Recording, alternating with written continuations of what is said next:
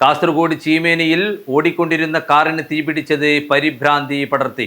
പടന്നയിൽ നിന്നും കമ്പല്ലൂരിലെ വിവാഹ വീട്ടിലേക്ക് പുറപ്പെട്ട സംഘം സഞ്ചരിച്ച കാറിനാണ് തീപിടിച്ചത്.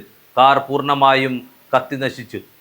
ഞായറാഴ്ച രാവിലെ 11 മണിയോടെയായിരുന്നു നാടിനെ നടുക്കിയ സംഭവമുണ്ടായത്. പടന്ന സ്വദേശിയായ VKP നൌഫലിന്റെ ഉടമസ്ഥതയിലുള്ള കാറാണ് അപകടത്തിൽപ്പെട്ടത്. ചീമേനി തുറന്ന ജയിലിന് സമീപം എത്തിയപ്പോഴാണ് ഓടിക്കൊണ്ടിരുന്ന കാറിൽ നിന്നും പെട്ടെന്ന് പുക ഉയരുന്നത് യാത്രക്കാരുടെ ശ്രദ്ധയിൽപ്പെട്ടത്. പുക കണ്ട് ഉടൻ തന്നെ വാഹനം നിർത്തുകയും ഉള്ളിലുണ്ടായിരുന്ന 5 പേരും വേഗത്തിൽ പുറത്തേക്ക് ഇറങ്ങുകയും ചെയ്തു. ഇവർ ഇറങ്ങി നിമിഷങ്ങൾക്കകം തന്നെ തീ ആളിപ്പടരുകയും വാഹനം പൂർണ്ണമായും കത്തിയമരുകയും ചെയ്തു. യാത്രക്കാർ കൃത്യസമയത്ത് പുറത്തിറങ്ങിയത് വലിയൊരു ദുരന്തമൊഴിവാക്കാൻ സഹായിച്ചു. ആളിപ്പടർന്ന തീ നിയന്ത്രിക്കാൻ ശ്രമിച്ചെങ്കിലും കാർ പൂർണ്ണമായും കത്തിനശിച്ചു. വിവരമറിഞ്ഞെത്തിയ പോലീസും അഗ്നിരക്ഷാധികൃതരും ചേർന്ന് അപകട സ്ഥലത്ത് ആവശ്യമായ ക്രമീകരണങ്ങൾ നടത്തി. കാറിലുണ്ടായിരുന്ന സംഘം പടന്നയിൽ നിന്നും കമ്പല്ലൂരിലെ വിവാഹ വീട്ടിലേക്ക് പുറപ്പെട്ടതായിരുന്നു.